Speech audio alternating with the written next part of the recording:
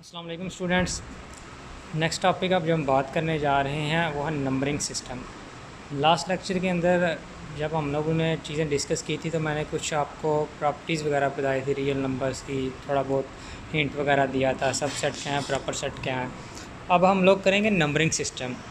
ठीक है, counting number और कॉल्ड नेचुरल नंबर। ठीक है, मतलब ऐसे नंबर जो एक तो नेचुरल नंबर को रिप्रेजेंट हम एन से करते हैं। ठीक है, और वो वन से लेके आपको सॉन सारे नंबर इसमें इंक्लूड होते हैं। ठीक है, उसमें ज़ीरो नहीं आता, ये नेचुरल नंबर्स होते हैं। ठीक है, उसके बाद है इंटीजर्स नंबर। ठीक है, integers number zero plus minus one plus minus two up to so one, और जिसमें ज़ीरो से लेके जितने भी पॉजिटिव और नेगेटिव नंबर आते हैं वो सारे इंटीजर्स होते हैं। और इंटीजर्स को हम लोग रिप्रेजेंट करते हैं जेड के साथ, डिनोट करते हैं जेड के साथ आप कह सकते हैं। उसके बाद है रेशनल नंबर। ठीक है, रेशनल नंबर की एक ही पहचान है, जैसे आपके पास 0.33, जब आपके पास पॉइंट के बाद सीक्वेंस में सारे नंबर आते हैं ना, मतलब एक ही नंबर आपका रिपीट होता है। ठीक है, तो ऐसे नंबर को आप लोग कह सकते हो कि ये रेशनल नंबर है। ठीक है, repeating decimals, terminal decimal and fractions, integer also rational number, इस तरह की चीज़ें ये आपके पास थ्योरी के अंदर मौजूद हैं, आप लोग पढ़ लें। हिंट में यही था जो मैंने आपको दे दिया। अब इरेशनल नंबर में जो पॉइंट के बाद आते हैं चीज़ें वो सीक्वेंस में नहीं होती, उसमें स्लो डिफरेंट होता है। ठीक है, उसके बाद एमसीक्यूज़ के हवाले से चीज़ इंपॉर्टेंट है, इनमें डेफिनेशन इंपॉर्टेंट हैं। ठीक है, इंपॉर्टेंट आती हैं इनमें। अब इसके बाद जो इसका पॉइंट टू है लिखा है कि स्क्वायर रूट ऑफ टू पाई। ठीक है, ये पी आई पाई उसको रिप्रेजेंट कर रहा है, जो 7 पाई है। ठीक है, 3 पॉइंट समथिंग जिसकी वैल्यू होती है 14 आप लोग लिखते हैं हम नॉर्मल रूटीन पर। ठीक है, and E R also relational. अब ई से मुराद एक्सपोनेंशियल फंक्शन है, एक्सपोनेंशियल फंक्शन की वैल्यू होती है 2 पॉइंट समथिंग आगे। अच्छा, उसके बाद आपके पास यूनियन सेट हैं, real number denoted by R. ठीक है, अब रियल नंबर कौन से होते हैं? रियल नंबर में भी जो हर पॉइंट होता है ना, ठीक है, जैसे आपके पास एक्स एक्सिस पे एक रियल लाइन अवेलेबल होती है ना, ठीक है, वो पूरी की पूरी लाइन आपका रियल नंबर आप उनको कह सकते हैं। ठीक है, और मैं 0.1 ज़ीरो से लेके जितने भी उसमें पॉइंट्स में आते हैं या नेगेटिव की तरफ आते हैं या पॉजिटिव की तरफ से आते हैं, ये सारे आपके पास वही होती है। आगे defined cardinality refer to the number of element in a set. A finite set has a countable number of element. सबसे पहले तो कार्डिनलिटी चेक करने के लिए उसमें काउंटेबल सेट होने चाहिए। काउंटेबल सेट कौन से होते हैं? जिन्हें गिना जा सकता है, जिन नंबर्स की आप तादाद गिन सकते हैं, ये काउंटेबल सेट होते हैं। ठीक है, an infinite set has a least as many element of the set natural number. ठीक है, मैनी मतलब सारे नेचुरल नंबर ही इंक्लूड होते हैं। ठीक है, नोटेशन है मॉड ए है represent the cardinality of a set. ठीक है, उसके बाद आगे हिस्ट्री वगैरह। ठीक है, आप इसको स्टडी कर लें थोड़ा बहुत। अच्छा, ये कहना क्या चाह रहा है? मैं बात आपको पहले भी की कि जब आपके पास एक इस तरह की फॉर्म हो एक्स स्क्वायर प्लस 4, जो कि आप एग्जांपल के अंदर ही है, तो बहुत पहले हमारे पास ऐसा नंबर नहीं थे। स्लो हमारे पास नंबर से दरियाफ्त हुए, जब नंबर हमने निकाले, डिफरेंट किस्म के प्रॉब्लम्स आई, जब मैथमेटिक्स का आगाज़ हुआ तो चीज़ें हमारे सामने हाईलाइट होने स्टार्ट हुई, तो हमारे पास एक संबल आया स्क्वायर रूट के अंदर माइनस का साइन। ठीक है, जैसे यहाँ पे संबल लिखा है स्क्वायर रूट -1 हाईलाइट फॉर्म के अंदर है। ठीक है, अच्छा, उसका हुआ क्या? अब वो पार्ट हम सॉल्वेबल नहीं थे कर सकते, तो हमने उनको कम्प्लेक्स नंबर का नाम दे लिया। ठीक है, हमने उसमें दो चीज़ें कन्वर्ट कर ली, एक इमेजिनरी पार्ट, एक रियल पार्ट। अब -1, अब सबसे पहले तो अब यहाँ पे बात आती है डेफिनेशन। ठीक है, अब इम्पोर्टेंट डेफिनेशन है, आपके सिलेबस का हिस्सा है, जिसके जहाँ की तरफ मैं जिस तरफ आपको लेके आना चाह रहा था वो था definition numbers of the form a plus B iota. Real जो कम्प्लेक्स नंबर होते हैं वो a प्लस बी एयोटा की फॉर्म में होते हैं। अब यहाँ पे जो a पार्ट है वो आपका रियल है और b पार्ट आपका इमेजिनरी है। हमको इन फॉर्म को x प्लस वाई एयोटा की फॉर्म में भी लिख सकते हैं। ठीक है, ये a जो है ये सिर्फ किसी कांस्टेंट वैल्यू को शो कर रहे हैं, फॉर एग्जांपल कुछ भी कह सकते हैं। ठीक है, 2 प्लस 3 एयोटा, 5 प्लस 7 एयोटा, मतलब ये एक नंबर की रिप्रेजेंट है कि a जो पार्ट है वो रियल होगा और b पार्ट इमेजिनरी होगा।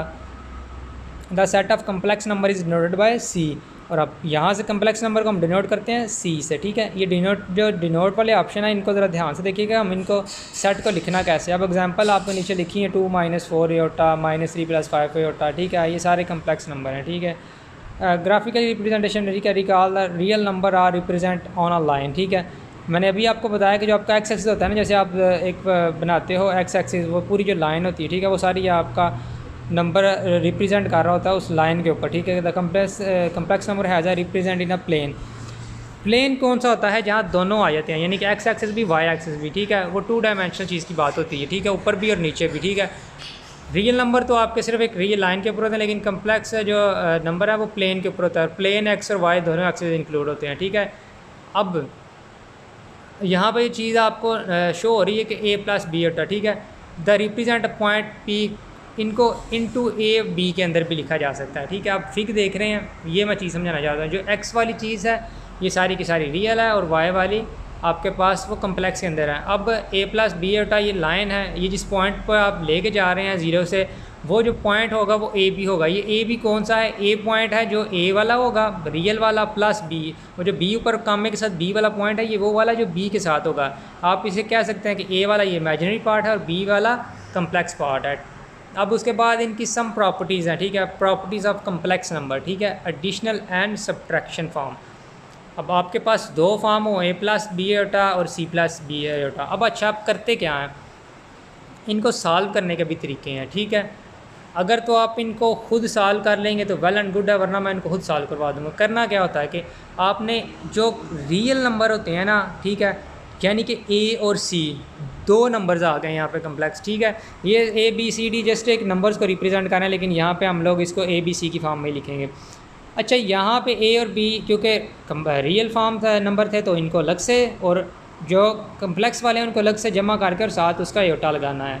नेगेटिव के लिए भी ऐसे ही है, क्योंकि नेगेटिव के लिए अंदर नेगेटिव साइन दोनों के साथ आएगा, लेकिन सेंटर में उनका प्लस ही रहेगा, ठीक है। क्योंकि प्लस ओपन होते जब करते हैं तो वो एक अलग बात का इशू है, लेकिन ये जो चीज़ है ये माइनस की ही रिप्रेजेंटेशन है, तो माइनस को ही ओपन करते हैं। अब यहाँ पे उसकी एक एग्जांपल देखिए, वेल एंड गुड एग्जांपल है, ठीक है। ऊपर लिखा है कि उन्होंने किया क्या है, इसको करके आप एक फॉर्म बना सकते हैं। दो फॉर्म्स का एक फॉर्म बन जाती है, ठीक है। अब कम्प्लेक्स आपस में ऐड रियल ऐड होंगे तो एक नंबर आ जाएगा, कम्प्लेक्स ऐड होंगे एक नंबर आ जाएगा, साथ योटा आ जाएगा, वो बेशक प्लस का है या माइनस का है। ऐसे ही मल्टीप्लिकेशन के लिए भी है। मल्टीप्लिकेशन के लिए क्या होगा कि एक दफ़ा रियल माइनस इमेजिनरी आएगा, प्लस फिर रियल प्लस इमेजिनरी और साथ उसका एयोटा भी आएगा, ठीक है। इस फॉर्म को आप लोगों ने एक एग्जांपल वेल एंड गुड लेनी है, ठीक है। इसके बाद ये थोड़ी सी एक चीज़ है कि the product of two complex number is found by multiple as if number were binomial using the factor iota square is equal to -1। कि हमें एक फैक्टर मिला था कि हमने -1 को ना कंसीडर करना था, क्योंकि स्क्वायर रूट से अंदर खत्म करना था ना, तो खत्म करने के लिए हमने उसको एयोटा स्क्वायर का नाम दे लिया, क्योंकि वो जब स्क्वायर के अंदर चला गया तो फिर वो स्क्वायर रूट और स्क्वायर आपस में कैंसिल हो गए, एयोटा बाहर आ गया, तो हम लोग -1 को एयोटा स्क्वायर कंसीडर कर लिया। ये बाकायदा चीज़ उन्होंने ईजाद कर ली। ऐसे ही इसकी एग्जाम्पल लिखी हुई है, ठीक है। वेल एंड गुड एग्जाम्पल है, ठीक है। पेपर पॉइंट ऑफ व्यू से भी इम्पोर्टेंट है। किया क्या है कि आपने फर्स्ट एलिमेंट को फर्स्ट से, सेकंड को फिर फर्स्ट को सेकंड के साथ, फिर सेकंड को फर्स्ट के साथ, और फिर एंड वाले दोनों को। जब एंड वाले दोनों को आप करोगे ना तो वो एयोटा स्क्वायर के अंदर चलेगा, तो एयोटा स्क्वायर आप -1 लिख लेते हो। इस तरह से आपके पास एयोटा एक ख़त्म हो जाता है।